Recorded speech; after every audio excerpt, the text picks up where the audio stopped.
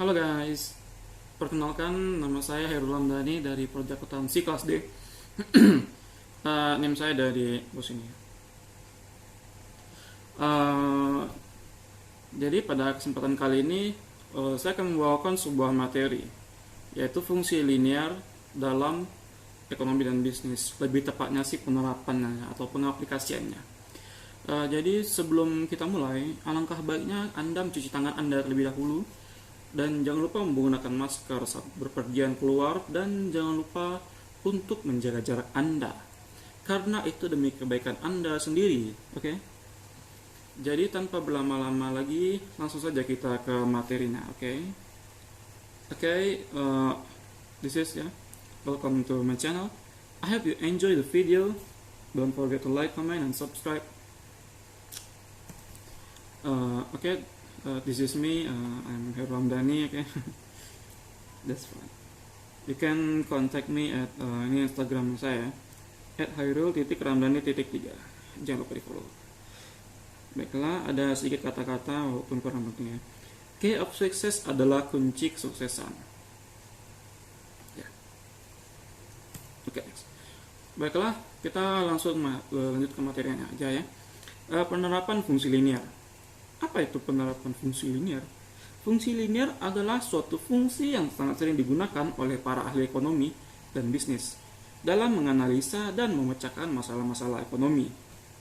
Hal ini dikarenakan bahwa kebanyakan masalah ekonomi dan bisnis dapat disederhanakan atau diterjemahkan ke dalam model yang berbentuk linear. Ya. Lanjut. Beberapa penerapan fungsi linear dalam bidang ekonomi dan bisnis adalah: A. Fungsi permintaan, fungsi penawaran, dan keseimbangan pasar. B. Keseimbangan pasar dua macam produk. C. Pengaruh pajak dan subsidi terhadap keseimbangan pasar. Next. Kita masuk ke fungsi permintaan.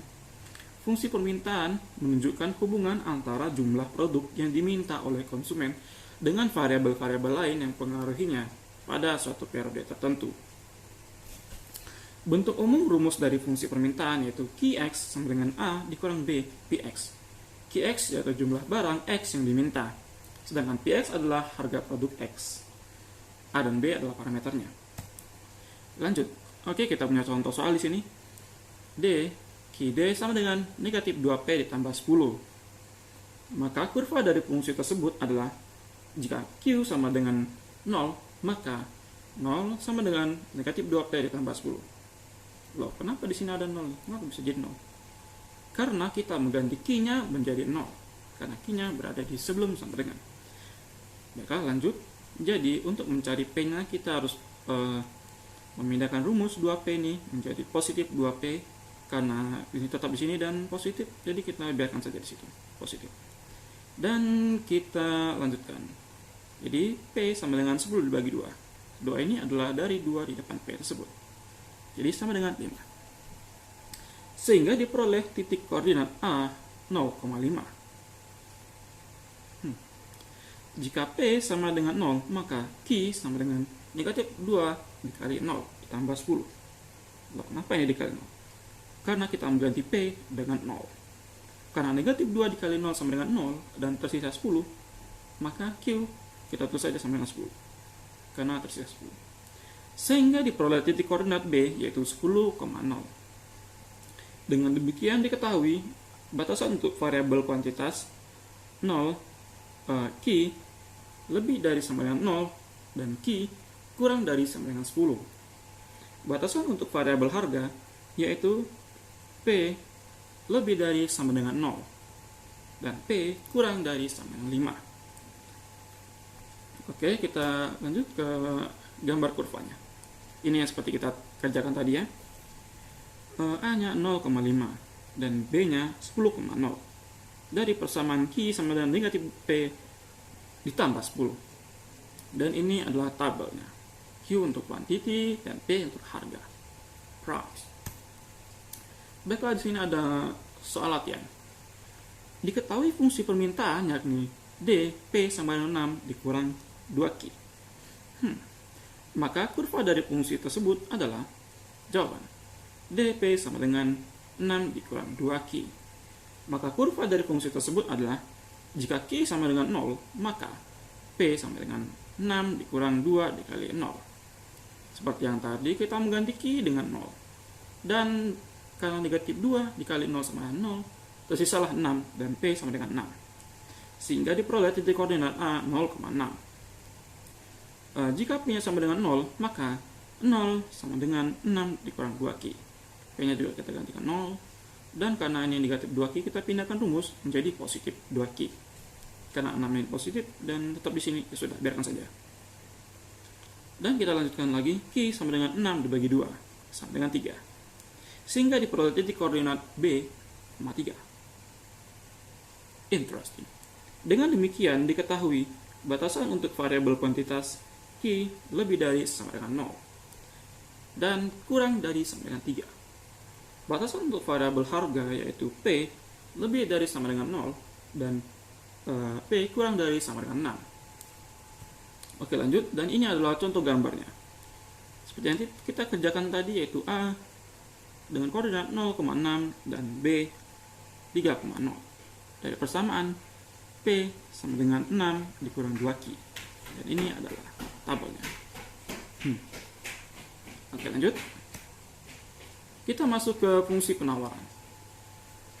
Yang dimaksud di sini bukan nawaran kayak di pasar itu ya.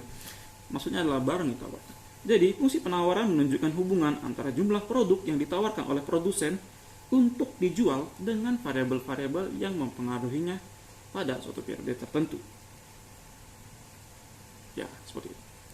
Dan bentuk umum dari rumus fungsi penawaran yaitu QSX sama dengan A ditambah B Px. QS adalah jumlah produk X yang ditawarkan oleh produsen, sedangkan Ps adalah harga produk X, dan B adalah parameternya. Lanjut, kita mempunyai contoh soal. Diketahui fungsi penawaran QS sama dengan 2P ditambah 6. Tentukan koordinat dan gambar kurva pada fungsi penawarannya. Maka, titik potong fungsi linear dengan sumbu horizontal QS terjadi pada saat P sama dengan 0. Maka, QS sama dengan 2P ditambah 6. QS sama dengan 2 dikali 0 ditambah 6. Karena kita mengganti P-nya dengan 0. Dapatlah QS sama dengan 6. Sehingga dipilih koordinat 6,0. Titik kosong fungsi linear dengan sumbu vertikal atau P terjadi pada saat QS sama dengan 0. Maka 0 sama dengan 2P ditambah 6. Jadi QS ini kita ganti 0 ya. Lalu kita pindah ruas. Karena dari ini positif, kita pindah ruas jadi negatif. Dan 6 kita biarkan saja. P sama dengan 6 dibagi negatif 2. Karena negatif 2 di sini kita bagikan untuk 6. Jadi P sama dengan negatif 3. Sehingga diperoleh koordinat 0,-3. Kita lihat gambarnya. Setelah ini dia koordinat 6,0 dan koordinat 0,-3. Dengan persamaan 2P Q sama dengan 2P ditambah 6.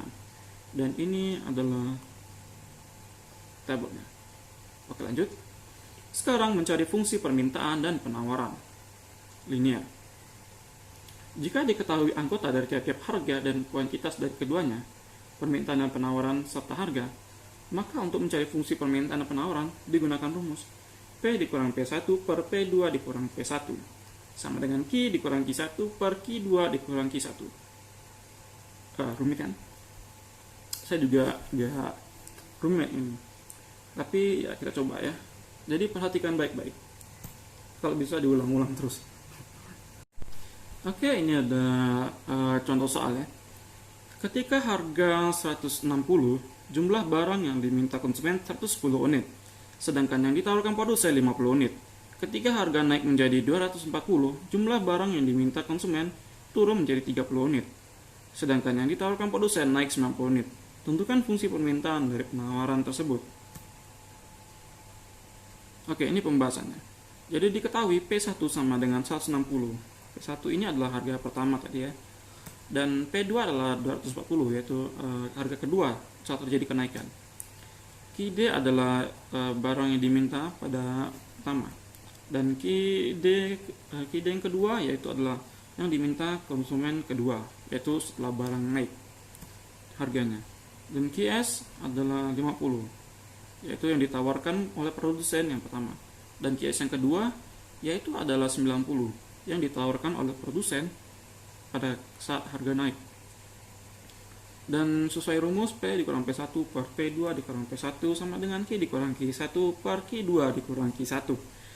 Yang jadinya D sama dengan P dikurang dikurang 160 per 240 dikurang 160 sama dengan Q dikurang 110 per 30 dikurang 110. Jadi D sama dengan negatif 80 P dikurang 160. Nah, ini dapat dari mana P min 80 P dikurang 160 ini? Jadi setelah dikurangin ini 240 dikurang 160 dan 30 dikurang 110, mereka dikali silang. Ini hasilnya adalah negatif 80. Jadi ini dikali ini. Hasilnya negatif 80 dikali P dikurang 160. Karena tidak sejenis, jadi kita jadikan utuh saja dalam kurung. Dan ini juga sama, ini hasilnya 80 dan ini dikali dengan yang ini. Jadi sama dengan 80 dikali Q dikurang 110. Karena beda jenis, jadi kita tidak bisa langsung mengalihkannya. Baiklah, kita lanjutkan, yaitu negatif 80P. Karena ini negatif 80 dikali P dan ini negatif 80 dikali negatif 160. Jadi hasilnya adalah 12.800. Karena negatif dikali negatif adalah positif. Sama dengan 80 Q. Ini adalah hasil kali ini dan dikurang 8.800, yaitu adalah 80 dikali negatif 110. Ya, karena negatif dikali positif tetap negatif. Lanjut, negatif 10P sama dengan 80 Q dikurang 21.600. Loh, kok begini? Karena kita mencari P-nya dan Q-nya kita tinggalkan sini. Dan yang 12.800 ini kita pindahkan saja ke sebelah sini. Biar sejenis, biar bisa ditambah, maksudnya dikurang ini. Jadi sama-sama negatif, jadi bertambah 21.600. Jadi P-nya sama dengan 270 dikurang Q. Karena negatif 80 dibagi 80 ya. Jadi intinya hasilnya adalah P sama dengan 270 dikurang Q. Lanjut, ini adalah untuk S-nya. Yang tadi untuk D, yang ini adalah untuk S. D itulah demand, S adalah supply. P dikurang P1 per P2 dikurang P1. Nah, Q dikurang Q1 per Q2 dikurang Q1. Oke, sama seperti tadi, cuman ya berbeda sedikit. Kita menggunakan yang Q2 90 ya. Dan Q1 50. Tadi kita menggunakan tadi kita menggunakan QD, sekarang kita menggunakan QS. Jadi ini juga sama seperti tadi ya. Ini dikurang ini hasilnya 40 dikali ini jadi seperti ini. Jadi 40 dikali P dikurang 160 sama dengan 80 dikali Q dikurang 50. 240 dikurang 160 adalah hasilnya 80 dan dikalikan ini dan jadi seperti ini. Terus lanjut, negatif 40P dikurang 6.400 karena ini 40P plus 40 dikali 160 negatif 160, hasilnya negatif 6.400 sama dengan 80Q dikurang 4.000.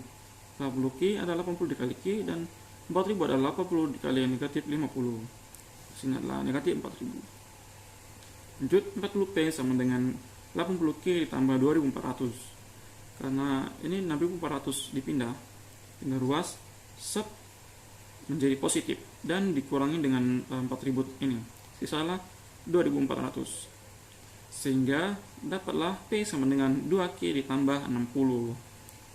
Kenapa bisa dapat seperti ini? Ya disederhanakan saja sampai dapat seperti ini.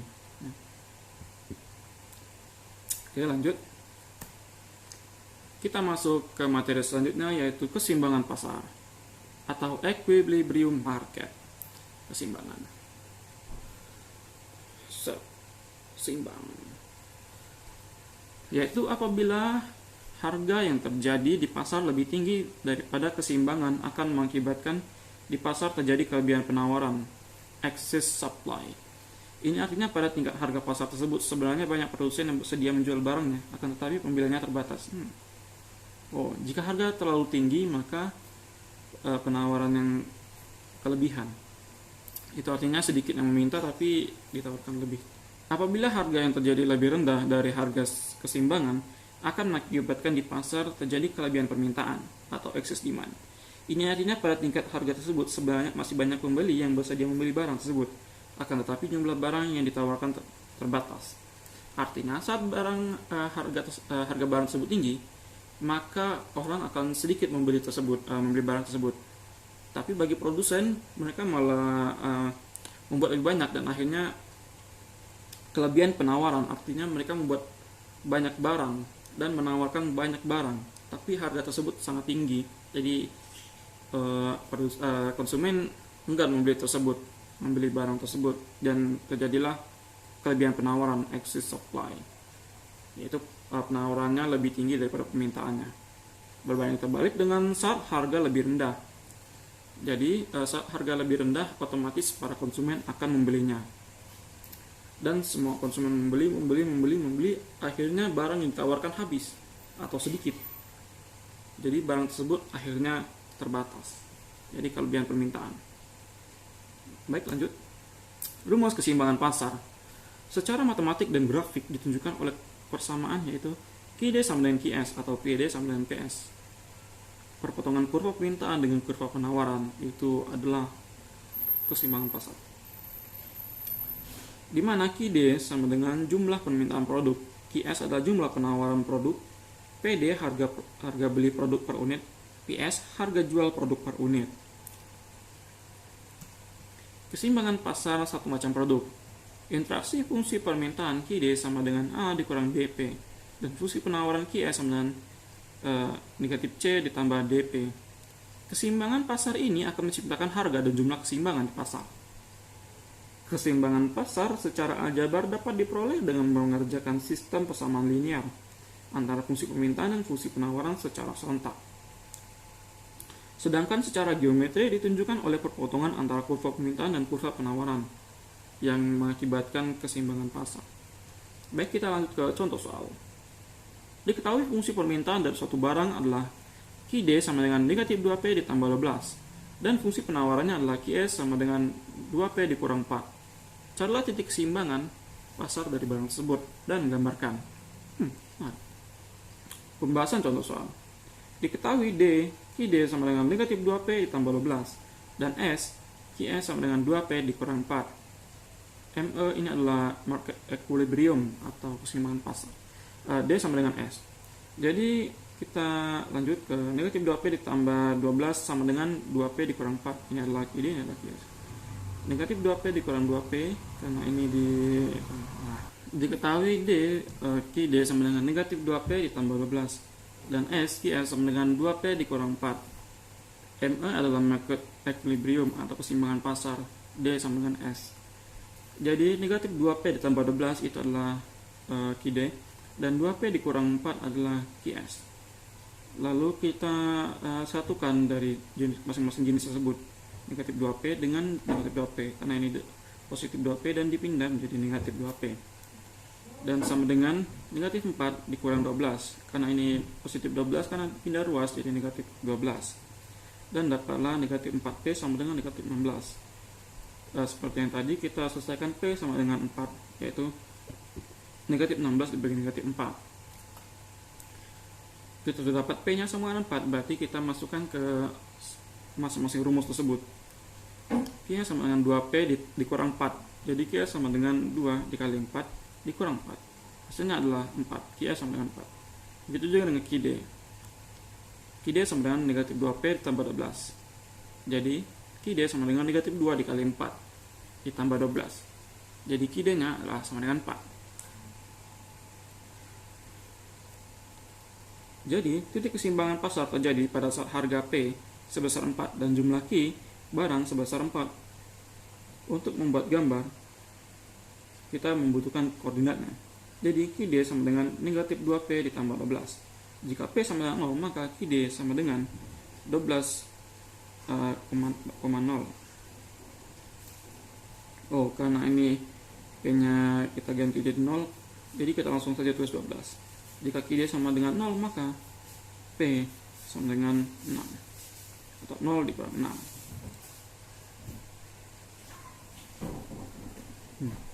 Jika QS sama dengan 2P dikurang 4, jika P sama dengan 0, maka QS sama dengan negatif 4, negatif 4,0. Kita ganti jadi 0. Sedangkan QS sama dengan 0, maka P sama dengan 2 atau 0,2.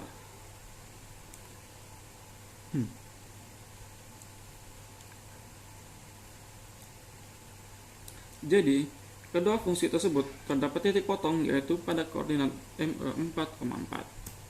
Seperti ini kurvanya. Ini untuk tabelnya, tabel fungsi penawaran, dan ini adalah fungsi permintaan, tabel fungsi permintaan. Dan ini kurva keseimbangan pasarnya. Ini 4,4 dari persamaan barusan. Oke, lanjut. Kita punya contoh soal lagi. Diketahui fungsi permintaan suatu barang Q sama dengan 30 dikurang 6P, dan fungsi penawarannya Q sama dengan negatif 10 ditambah 4P. Maka keseimbangan pasar akan tercapai di titik keseimbangan pasar terjadi pada saat QD sama dengan QS atau PD sama dengan PS. Jadi kita langsung QD sama dengan QS. 30 dikurang 6P sama dengan negatif 10 ditambah 4P. 10P sama dengan 40. Kenapa jadi 10P sama dengan 40? Karena kita pindahkan rumus dan ditambah, jadinya adalah P sama dengan 4. QD sama dengan 30 dikurang 6P. Q sama dengan 30 dikurang 6 dikali 4, karena P nya adalah 4. Q sama dengan 6. Jadi titik keseimbangan pasar adalah Q, P, atau sama dengan 6,4. Keseimbangan pasar kasus dua macam barang. Bentuk umum. QDX jumlah permintaan akan X, QDY jumlah permintaan akan Y. PX harga X per unit, PY harga Y per unit. QDX sama dengan F dikali PX, PY. QDY sama dengan G dikali PY, PX. Contoh kasus ini. Diketahui permintaan akan X, QDX sama dengan 10 kurang 4PX ditambah 2PY. Penawarannya QSX sama dengan negatif 6 ditambah 6PX. Permintaan akan Y, yaitu QDY sama dengan 9 dikurang 3P, PY ditambah 4PX. Penawarannya QSX sama dengan negatif 3 ditambah 7P, Y. Ditanyakan PE dan QE untuk masing-masing barang tersebut.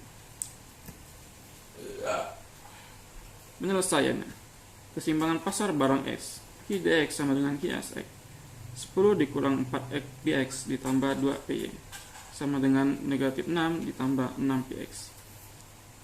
So, kita masukin rumus untuk barang X. 10PX dikurang 2PX sama dengan 16. Keseimbangan pasar barang Y, QDY sama dengan QSY, yaitu 9 kurang PY ditambah 4PX sama dengan negatif 3 ditambah 7PY. Dan kita selesaikan 4PX dikurang 10PY sama dengan negatif 12, yaitu 9 kita kurang 3, negatif 3, jadi negatif 12. Oke, lanjut dari 1 dan 2. 10PX dikurang 2PY sama dengan 16. 4PX dikurang 10PY sama dengan negatif 12. Kita kali seperti ini. Jadi 10PX dikurang 2PY sama dengan 16. 10PX dikurang 25PY sama dengan negatif 30. Kita kali. Jadi dapat 3PY sama dengan 46 dan PY sama dengan 2. P nya sudah dapat sama dengan 2. Jadi kita masukkan ke salah satu dan diperolehlah PX sama dengan 2. Masukkan ke dalam persamaan semula sehingga dapat nilai Q sama dengan 6 dan nilai Q sama dengan 11. Untuk pembahasannya kita akan berlanjut ke sebelah sini. PX sama dengan 2 dan PY sama dengan 2. Maka permintaan X, QDX sama dengan 10 dikurang 4PX ditambah 2PY. QDX sama dengan 10 dikurang 4 dikali 2, karena kita ambil dari sini. Dan 2 dikali 2, nah kita ambil dari sini. Dapatlah 10 dikurang 8 ditambah 4, senilai 6. Dan untuk Y juga sama seperti itu. Kita masukkan rumus dan dapatlah 11. Dari masing-masing tersebut harus hasilnya sama, karena untuk keseimbangan pasar. Jika tidak sama maka tidak seimbang. Kita dapatlah 6 dan 11. Oke, lanjut. Pengaruh pajak terhadap keseimbangan pasar. Rumus dalam QD FP dan QS FP. 1. Fungsi permintaan QD sama dengan FP. Fungsi penawaran QS sama dengan FP. Fungsi penawaran setelah dikenakan pajak per unit, yaitu PST sama dengan FQ ditambah T. Fungsi penawaran setelah dikenakan pajak T per unit dalam bentuk Q sama dengan FP. Jadi QST sama dengan FP dikurang T. Contoh soal.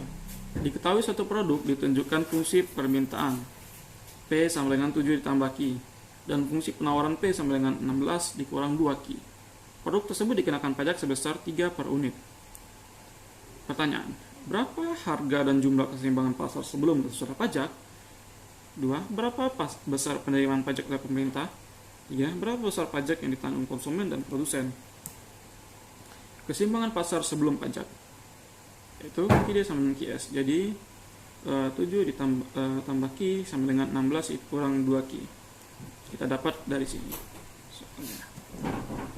Dan kita lanjutkan jadi 3Q sama dengan 9, yaitu dari persamaan tersebut. Jadi Q sama dengan 3.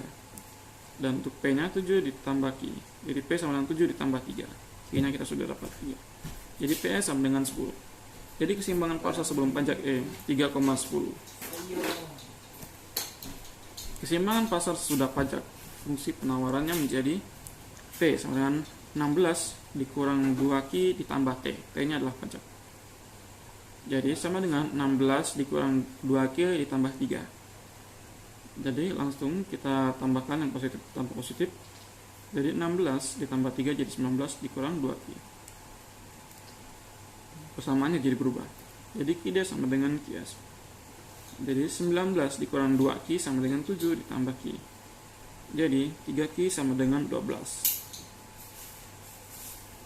3Q ini adalah dapatnya dari ini ya, 2i ditambah Q, terus 19 dikurang 7 jadi 12. Jadi Q sama dengan 4. Jadi P sama dengan 19 dikurang 2Q sama dengan 19 dikurang 8. Kenapa 8? Karena Q nya sama dengan 4. Jadi P sama dengan 11. Jadi keseimbangan pasar setelah pajak 4,11.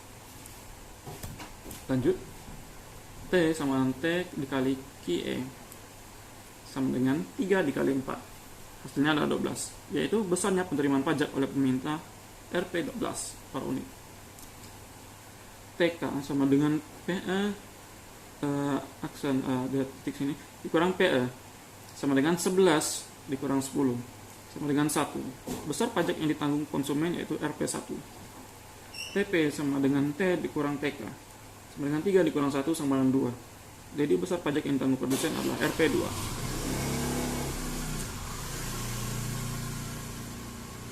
Oke, lanjut. Pengaruh subsidi terhadap keseimbangan pasar. Apabila suatu produk diberikan subsidi S per unit, maka akan terjadi perubahan keseimbangan pasar atas produk tersebut, baik harga maupun jumlah keseimbangan. Dengan kata lain, jika pemerintah memberikan subsidi S per unit pada produk tertentu, akan mengakibatkan harga produk tersebut turun dan jumlah yang diminta atau ditawarkan bertambah. 1. Fungsi permintaan PD sama dengan FQ. 2. Fungsi penawaran sebelum subsidi S per unit. PS sama dengan FQ. 3. Fungsi penawaran setelah diberi subsidi S per unit. PSS sama dengan FQ ditambah S. Jumlah dan harga keseimbangan setelah diberi subsidi PS, QS, PS. Maka PD sama dengan FQ dan PSS sama dengan FQ ditambah S. Jumlah harga dan keseimbangan pasar mula-mula QE, PE, maka PD sama dengan FQ dan PS sama dengan F dikali Q. Lanjut, pemberian subsidi total oleh pemerintah adalah S sama dengan S kecil dikali QS. S besar adalah total pemberian subsidi dan QS jumlah keseimbangan setelah diberi subsidi dan S kecil adalah subsidi per unit produk. kita harus bedakan S besar dan S kecil ya. S kecil adalah subsidi per unit, sedangkan S besar adalah total pemberian subsidi. Besar subsidi yang dinikmati konsumen, yaitu SC sama dengan PD dikurang PS dikali QS. SC adalah subsidi yang dinikmati oleh konsumen. PS adalah harga produk yang dibayarkan konsumen setelah subsidi. PE adalah harga keseimbangan pasar. QS adalah jumlah produk setelah subsidi. Subsidi yang dinikmati oleh produsen. SP sama dengan S dikurang PE dikurang PR dikali QS. SP sama dengan subsidi yang dinikmati produsen. PR adalah sama dengan harga produk yang diterima produsen setelah subsidi. Subsidi pemerintah. Baiklah, kita masuk ke contoh soal. Jika suatu fungsi permintaan akan suatu komoditas adalah QD sama dengan 12 dikurang 2P, sedangkan besarnya fungsi penawaran QS sama dengan negatif 4 ditambah 2P, dan subsidi yang diberikan pemerintah adalah sebesar Rp2 setiap unit barang yang diproduksi. Tentukan A. Berapa jumlah dan harga barang keseimbangan pasar sebelum subsidi? B. Berapakah jumlah dan harga keseimbangan pasar setelah subsidi? C. Berapakah bagian dari subsidi untuk konsumen? D. Berapakah bagian subsidi untuk produsen? Dan E. Berapakah subsidi yang diberikan oleh pemerintah? Oke, lanjut. Jawab. A. Jumlah dan harga barang keseimbangan pasar sebelum subsidi. QD sama dengan QS. Kita menggunakan rumus keseimbangan pasar yang biasa. 12 dikurang 2P sama dengan negatif 4 ditambah 2P. Kita pindahkan rumusnya 2P ke kiri jadi negatif 2P. Dan 12 kita pindahkan ke sebelah sini jadi negatif 12. Dan ini negatif 4. Biarkan saja. Dapatlah P sama dengan 4. Maka QD sama dengan 12 dikurang 2P sama dengan 12 dikurang 8. Atau 2-nya kita kalikan 4. Hasilnya adalah 4. Hasilnya adalah 8. Dan 12 dikurang 8 adalah 4. QS-nya juga sama, kita masukkan P-nya sama dengan 4. Jadi negatif 4 ditambah 2P. P-nya kita ganti 4. Jadi negatif 4 ditambah 8. Hasilnya adalah sama dengan 4. Jadi nilai keseimbangan pasar sebelum subsidi P, Q adalah 4 dan 4. B. Jumlah dan harga keseimbangan pasar setelah subsidi. QD sama dengan 12 dikurang P, maka PD sama dengan negatif 1/2 QD ditambah 6. QS sama dengan negatif 4 ditambah 2P, maka PS sama dengan 1/2 QS ditambah 2. Maka PD sama dengan PS. Negatif 1/2 QD ditambah 6 sama dengan 1/2 QD. QS sama dengan 6. Maka PSS sama dengan setengah 1/2 QS ditambah 2 dikurang 2 sama dengan 3. QS-nya kita masukin. Jadi nilai keseimbangan pasar setelah subsidi adalah P Q adalah 3 dan 6. Itu setelah disubsidi. Oke, lanjut. C. Bagian dari subsidi untuk konsumen. SK PD dikurang PS dikali QS. SK sama dengan 4 dikurang 3 dikali 6. SK sama dengan QS dikali S. SK sama dengan 6 dikali 2 sama dengan 12.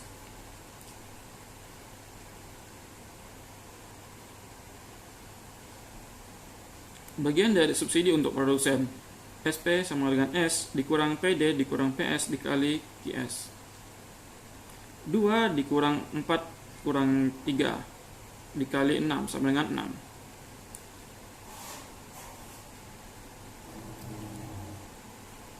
Oke. Lanjut, subsidi yang diberikan oleh pemerintah. SG sama dengan S dikali QS sama dengan 2 dikali 6. Hasilnya adalah 12. Jadi subsidi yang diberikan oleh pemerintah 12. Okay, thank you for watching this video. You can find me at my Instagram at hairul_ramdhani3.